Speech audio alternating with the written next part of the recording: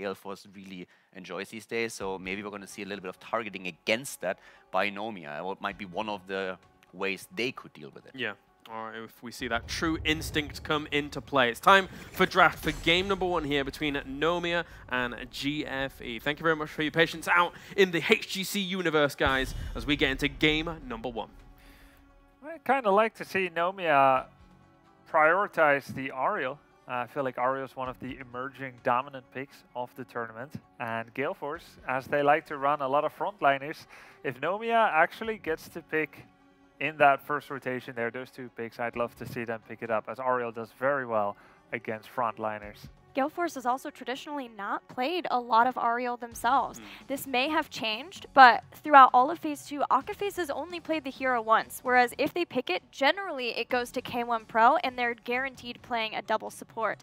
But they're hovering the Uther ban as a possibility.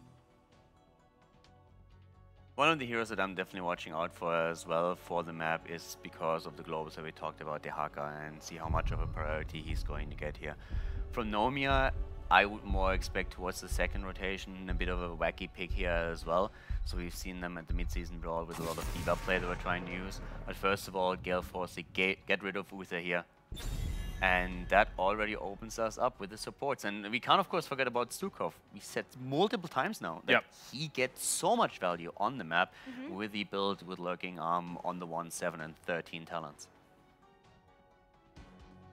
It was interesting that that went all the way down to 1 second for that. After a 10-minute pause, you need 44 seconds to think about, or what is it, 59 seconds to think about your first ban. To ban the most banned hero. Yeah, but you know that you're first ban as well. So it's either an intricate mind game or something else. Nothing shifting too far from what we anticipated from the meta, what we saw a lot of at Mid-Season Brawl, which was the Uther and Genji bans.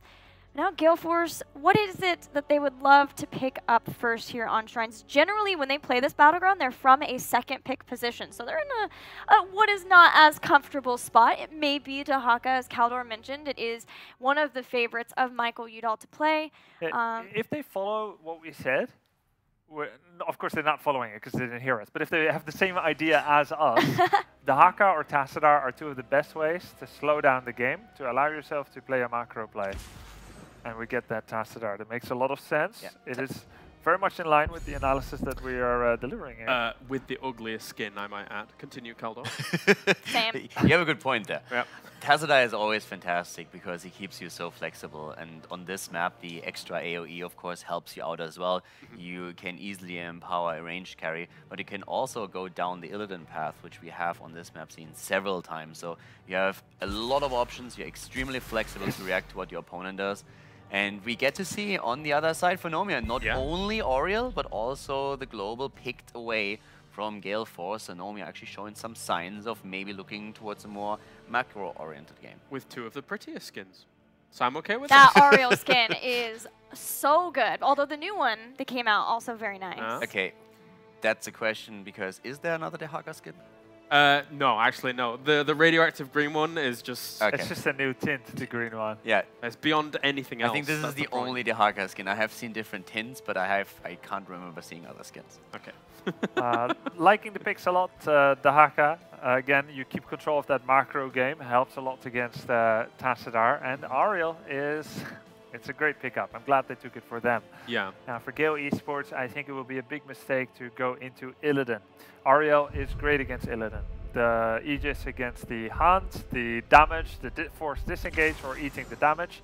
And it doesn't fall in line with having a good early game with just being able to outlast, as Illidan can sometimes struggle against strong early game pressure, which Ariel delivers, liking the Vala Arthas.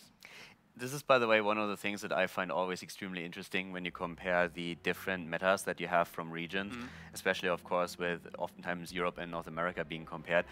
The priority that Arthas gets overall in NA is, compared to Europe, insane. He's a great hero for the map, and overall he's a fantastic hero, no doubt about it. But just seeing that massive spike in priority that he gets in North America. I'm sure that Gilly can say more about that. Well, I was just going to add to that that there are certain teams leading the charge on that, and I would say Gale Force is probably one of the most. They play him both as the main warrior and as the secondary warrior, so getting Arthas here doesn't lock them into anything. They could still get another warrior and have a double support later on, and which is maybe what they're going to do, but it also potentially sets them up for the Illidan because they have Arthas, enough so that Nomia ban it. I mean, in Europe, we have seen Arthas for a very long time as a very high priority pick for Infernal Shrines, but that was several months back. So NA has now, so to say, rediscovered that as a high priority. And with the amount of wave clear alone and also area of effect damage through Tassadar, Vala, and Arthas that they now have, their shrine control is already fantastic, so they are looking at a very solid start into the draft. I mean, he's a great choice for a lot of flexibility, as Gilly was mentioning, or just the utility in general, because you can have him have so much stun, so much slow, and he even has some good burst damage as well. Yeah, Europe started to go more down the Stitches path for a long time, where especially the Slam build offered you the damage in team fights and also then on the shrine, of course, itself. And a bit of a respect then coming out of Gale Force. I like it. They're saying, yeah, we're not going to take you too lightly. We've watched mid-season Brawl. We know what you can pull off if you get a good combo. And we have a D.Va team too, Freedom. It would have been interesting though. D.Va and the Haka does not make a full tank per se, and you already have 2 warriors. It would have meant 3 tank or a sub. Like kind of like 2 sub-tanks that don't really work that well as a tank. So it is an interesting one, very targeted towards Nomia. But I just want to compliment the homework here that Nomia has done. As much as they are out there, down under, away from everyone else, like unthinkably far away, they do their homework. They said so.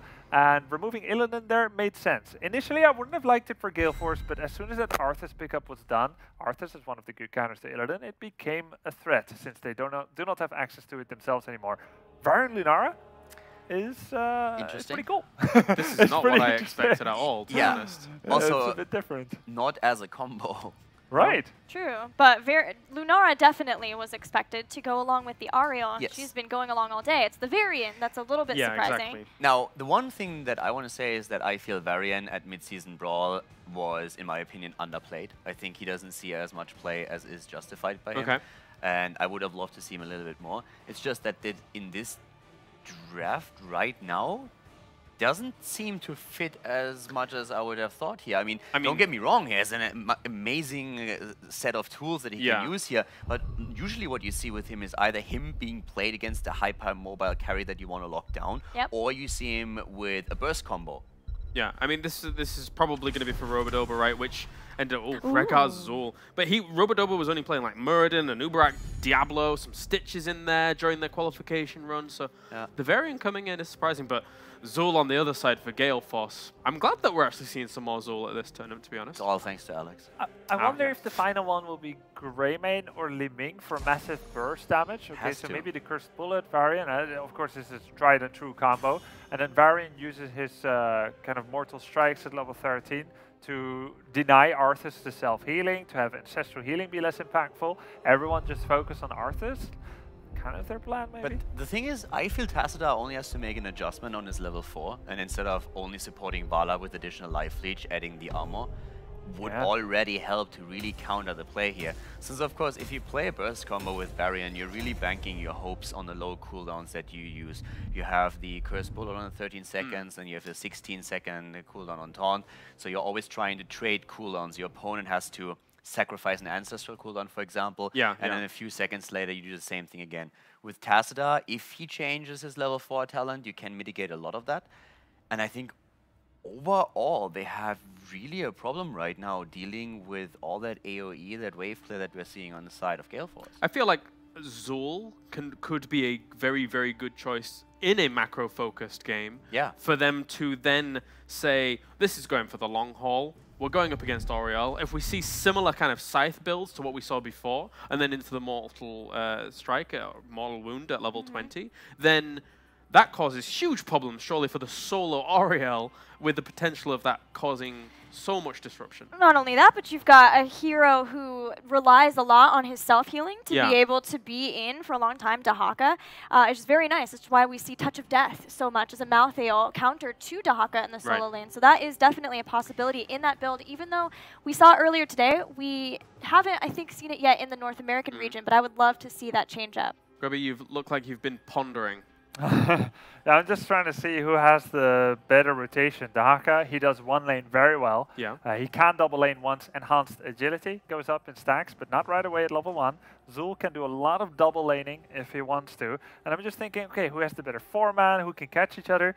My conclusion is that I'm not quite sure. Right. Okay.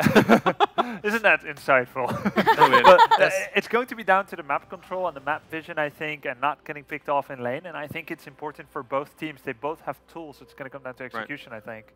Yeah, I think it comes down to the playstyle, because what we see on the side of Nomia is a lot of poke.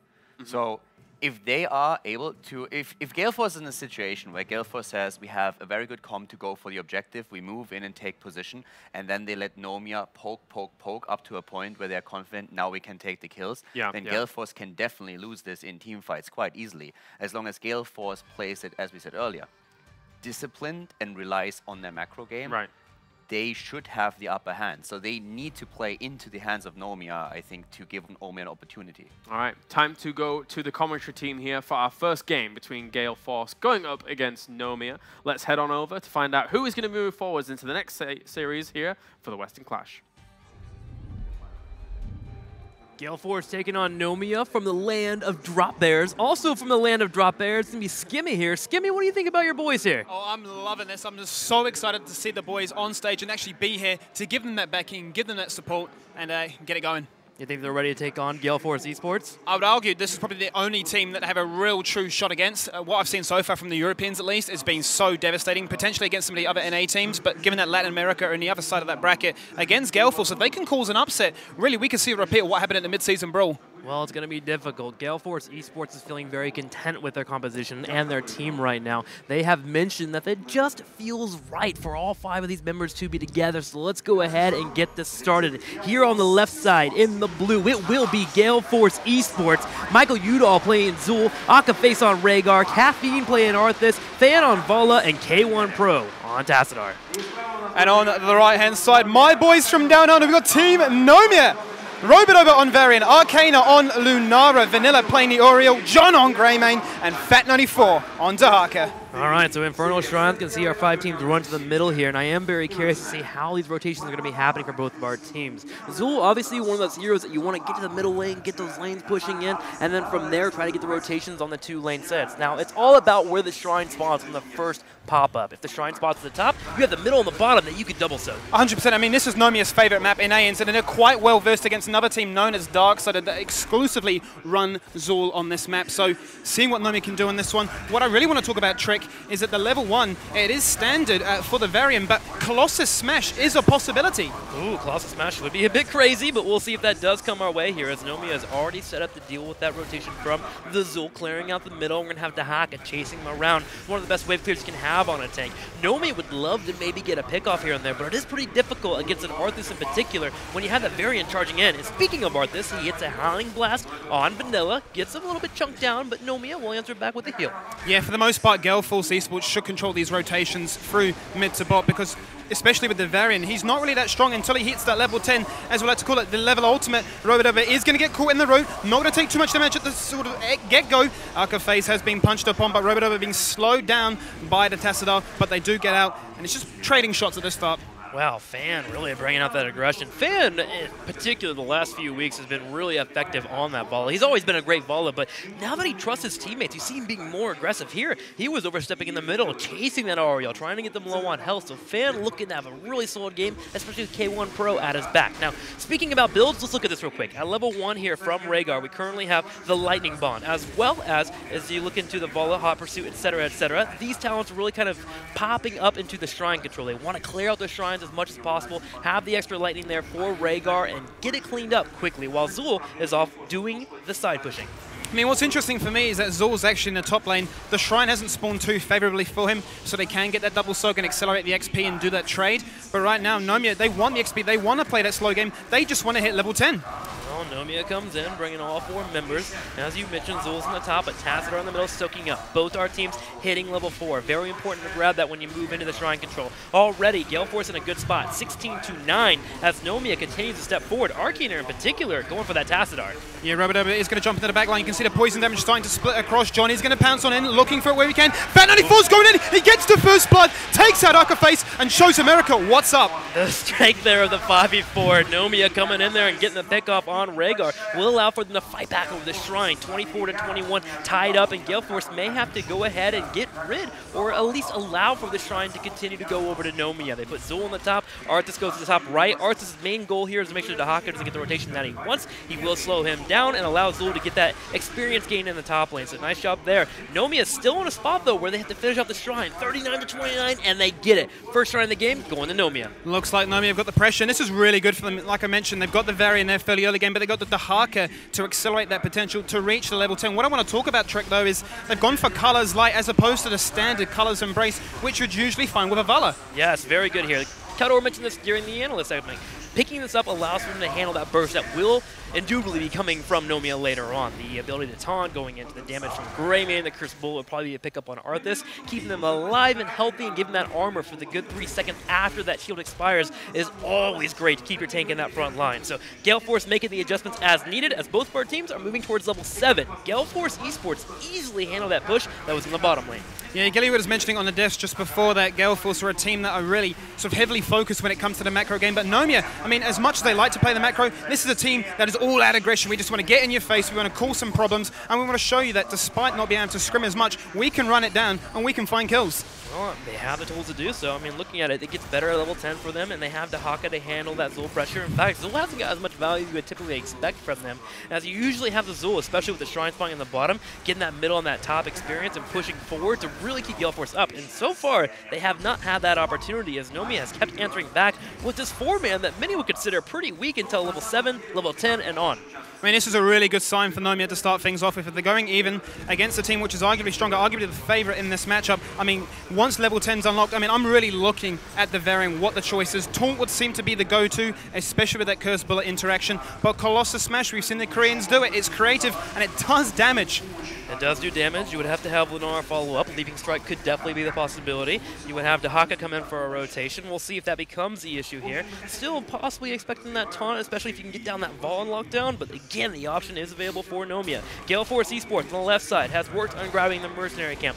They want to get pressure on that top lane. Force the pressure to come in from Dahaka to defend that while Zul deals with that middle lane and maybe comes in for a Bone Prison and sets up his team for a fight. 100%, and the teams are setting up quite nicely here, both picking up the Shaman camp to time out with the Shrine. We'll be spawning in 5 seconds this time in the mid lane. Once again, I want to see how Zul plays this one. Is he going to go for the double soak to try and reach level 10? Are they going to try and sacrifice that Punisher again? Let's see what the play is. Yeah, unfortunately for him, getting the double soak's going to be hard with the Shrine being in the middle. Maybe gets a top here, comes in for a fight. I would assume that Gale Force seems to have to try to get the engage before level 10 when Aegis comes online. The taunt potentially from Varian, Dahaka with that isolation. So we may see Zul push in the top, get level 9, and then come in and force a fight. If they can grab Ariel, that would be monumental for Gale Force. Fat94, I think we almost saw Fan94 there, eating so much damage from the boys, and Nomia saying, look, still, we're not 10, we have the pain. We are on this objective, 16 little dudes to the 9 of yours. If we can get 10 off this as well, look what's going to happen. Gale Force eSports is engaged upon. Dahaka comes in from the side. Fan taking damage. Fan will be able to vault away. Caffeine in the front, bringing out the slows there, but he is being chunked. Lunara in particular with that level 7 is just shredding. Lunara is just doing so much work to keep this team at bay, not to mention the factor of the slowing component, which allows Nomia just to pile on in. Still, we're even Stevens when it comes to levels. Fat94 is going to come across 30 little dudes to the 22. It's looking like Nomia picking up Punisher number 2. Gale Force has lost this, period. Rhaegar's lost out on mana. They did not have the advantage moving forward with the minions being cut out in the Shrine, and Nomia will easily grab this second Shrine, and they're about to hit level 10. They can grab it off the turrets here in the middle. They already have Dahaka in the top lane soaking. Nomia is in a great spot. They're really matching Gale Force when it comes to macro. Expect to see as soon as this gate drops, Nomia just pile drive in there, look for the play, look for the kill, to combine with John Cena when he leaps in, act like the 6th member, and just bring some pain.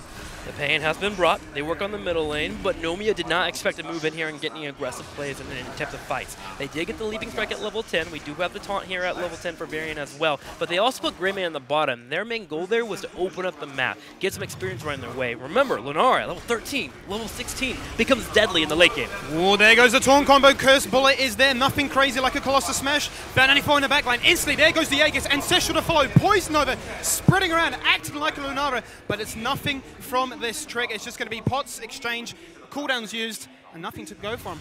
Interesting pickup there from Gale Force eSports, grabbing the Poison Nova and the Strafe. Their intention here is to stress out Ariel so much that hopefully they get a member burned down low enough to where Vala can move forward, bring out that multi-shot, and bring out the auto attacks and get the damage done. Nomia this time was able to walk away, and if they group up, they could get out the heal, but it is a scenario where it could be difficult for Nomia to get kills they want if they want to dive in aggressively against that Poison Nova. Such a passive game, and I would have said Gale Force should have been the one pushing it with the double route especially, looking to establish that lead pre-10, really exploit the fact that Varian is weak until level 10, but right now, 1 kill is all we've seen. First blood for Nomia. We're still even Stevens when it comes to the XP factor. Yeah, it's quite the struggle. With Zul, you have this weird responsibility where you want to be able to grab experience, push down different lanes, break down turrets, but with Dahaka being able to answer back well enough, Nomia had a brilliant early game, and their pressure, their aggressive pressure they had from Varian in particular, allowed for them to get here into that mid game. I am getting kind of worried here for Gale Force eSports as we move into these next fights. The next Shrine is going to be monumental for them. For an outsider view, if you're looking at this and you go, Gale Force eSports, they're a salaried team in the HGC major region of NA. You're looking at Nomia, it doesn't look like that because they're just going straight in with the aggression. Caffeine is being pricked out. Army Dead is keeping him sustained for the most part. Drag goes across onto Fen, but once again, Trick, pot shots. Fan at the same time does get the shield, working in those auto attacks. Fat94 does get the drag on Tassadar. He'll be able to dimensional shift away, but Rhaegar not as lucky as Aquaface taking the damage. Shield comes out at the last second, but still, everyone from Nomia is on full health. I mean, Nomia just are running. They are playing proactive. They're not waiting for GFE to bring the pain to them. They're going full force, and every single time, Gale Force is surviving, but barely. Nomia with this massive lead here, and that fire are able to turn around and work on the Shrine, and Gale Force eSports will have to take consolation prizes as they group in the middle, grab the experience, and start putting members in the top. But already, Fat94 sniffing this out, will be able to see Caffeine on the side, drops down the burrow to get away, Fan coming in for the chase, can they get the kill? Drag comes in underneath the tower with multiple members coming in, Gale Force eSports will finally get a takedown. Call was made there. We're not going to go for this Punisher once again. We have to commit these resources to the top lane. We have to get the kill. No adaptation available for Fat94. Burns the burrow very early on to juke out that Howling Blast and pays the price. We'll be able to trade on Forts though. They've left the one on the top. They have to bring Vala and Arthas back simply for the mere fact that they have to be ready for the potential push into the keep. Keep wall could be in danger. So Gale Force eSports now here for the defense. 13-13, and our teams are looking very even. So, Nomia already setting up on the side. I want to see if they can get more here. Nice bait over the wall from our Tassadar. Dimensional shift will be able to get that Punisher in a spot where it can be baited over to different keeps. This is really good stuff right now for Nomia. They're opening up that win condition in the bot lane. Keep wall has been exposed. Now they've got a straight window straight towards that keep itself. And given how, regardless they've been strong in this, they've got the ability to keep control of these objectives. Nomia is just playing heads up right now. Arthas was coming in for a massive flank to set up a 5v4 before the Hawk could rotate in. If you get on that back line onto that Lunara, onto that Ariel as an Arthas, and you're in a pretty good spot in terms of health, that's going to be a position where Vala gets that stray flop, brings in the multi-shot, starts working in those auto attacks. However, Nomia, aware of this threat and not knowing where Arthas was, retreated just in time to delay and prevent that flank. Yeah, still such a passive game. Both these teams almost filling each other out to start the series off. There goes the taunt once again. Collapse. Detainment strike comes out. Ancestral. Brilliantly timed across. Is it going to be enough? King Caffeine is dangerously low. He's looking to live. The goals are being popped, and the life is still there. Still, we have Varian moving in. Fan will be locked down for a second here. Udall's on the side here. At the same time, we have Arthas continuing to get healed up. Howling Blast coming out, looking for the fight. Varian still very healthy with Vanilla on the side. Greymane diving forward. The mental shift will be used. Michael Udall using Poison Nova. Arcana is looking for it. Zul is the first one to drop, but the Poison Nova is doing work. Arcana's going to fall. Aegis has to be burnt to keep him alive. Is it enough, though? He's still dropping, and he does. Lennar will fall here. It will be a 1-for-1 trade. Zul for Lennar, but still Gale Force eSports shows that if they can make it through the initial burst, get through the entire fight, drop off their strength and their Poison Nova, they can fight back. It got to an issue where Ariel was not able to get any hope being popped out because Lennar couldn't get close enough to actually bring out the damage, especially fighting around those chokes. And Gale Force eSports takes the opportunity and they run away with it. Now they'll run to the bottom right, grab mercenary camps, get their opponents pushing in, and we've got a game on our hands. 100% there, Trick. I mean, Gale Force are playing so well to respond to this initiation, this aggression from Nomia. Arcafe single-handedly winning these team fights to start them off with these Ancestrals, always keeping King Caffeine alive. From here, it's all about moving towards level 16. Our team's still neck and neck in experience, as Gale Force eSports will be able to grab the turrets down in the bottom lane, shred them down. And the Shrine activating in 10 seconds currently does favor Nomia. They have multiple members on the top. They're already pushing in with the mercenary camp, so it's going to be a 4-4 trade for both of our teams. Yeah, the top one is definitely the area, I should say, really for Nomia, where they want to fight the least amount of choke spots for you to escape from. Nomia's saying, well, let's just push this one down. We know this is going to go straight towards the keep. We're looking for 16. We're going to unlock that power level. But see, Gale Force are just like, we'll just respond in the bot lane. Yeah, this is the issue. Nomia has put a lot of members on the top, but they have no one defending in the middle lane nor the bottom except for Dahaka. Dahaka can't control 2 lanes at once. Nomia will elect to go ahead and move in for the Punisher while Gale Force eSports takes the opportunity. They move in and they break open this bottom wall. They're pushing for a keep. They're showing no signs of playing the objective at all. It's all about map control. They want it. They're going to go try and execute onto Ben once again. Howling Blast comes across. There's the wall. Adaptation needs to be popped. There's the Aegis to buy him some time. He keeps alive. Poison over on top of him, and it's looking like Nomia want to turn this thing around. They have a 4v5 here. All they're trying to do is keep the keep alive as they have Greymane working on the Punisher in the top. Nomia has deflected away Gale Force for the moment, but after a couple of heroics have been used, they move forward. They start pushing it again. A force wall to help control that left side so Fan can continue to work on the keep. This is such a heads-up trade by Gale Force. They say, we know that you like to go for these objectives. You get the Punisher every single time. We don't care. We still manage to even what you're going to achieve. Well, now here's the issue. They have to get away from Nomia. That Punisher moving in the top with Greymane will be a bit of a thorn on their side if they can't get the escape. Fat 94 is even doing his best to hold him in here. He has to play slow. He has to play careful. He cannot get caught out. Misses out on the tongue, so Gale Force eSports will finally be able to retreat. What's interesting right now is the Punisher is pushing top lane alone. You can see Nomia kind of trying to keep GFV at bay, saying, we don't want you to defend, we want to keep you locked up here, so this pushes top for free. Tongue coming in with Zul the target. He lands it. Arcanine rounds around. A cleanse will be used, and Gale Force eSports finally gets to the keep, but you're right, that Punisher is still knocking on that front door in the top. Let's not forget, Kazra in the mid lane are just pushing for free for Gale Force eSports. Although they're not the most impactful, they set out of range off those towers, and it seems to be that Nomia is saying, we just want to respond in the bot lane. I love this. They're forcing Gale Force eSports to stress out on what they want to defend. Defend the Punisher on the top or defend the 5-man push on the bottom. So far, Gale Force eSports did a pretty good job of defending both. They get Zul in the top lane, clearing out those waves. They will lose out on some damage, but they still have the keep. So overall, the last minute and a half favors Gale Force eSports because they have catapult pressure in the bottom. Right now, I mean, if we look at that Punisher, it's actually done a fair bit of work towards that keep. It dropped it down to a half, so it's not a bad trade considering all things said and done, but Nomia definitely want to even out this map pressure.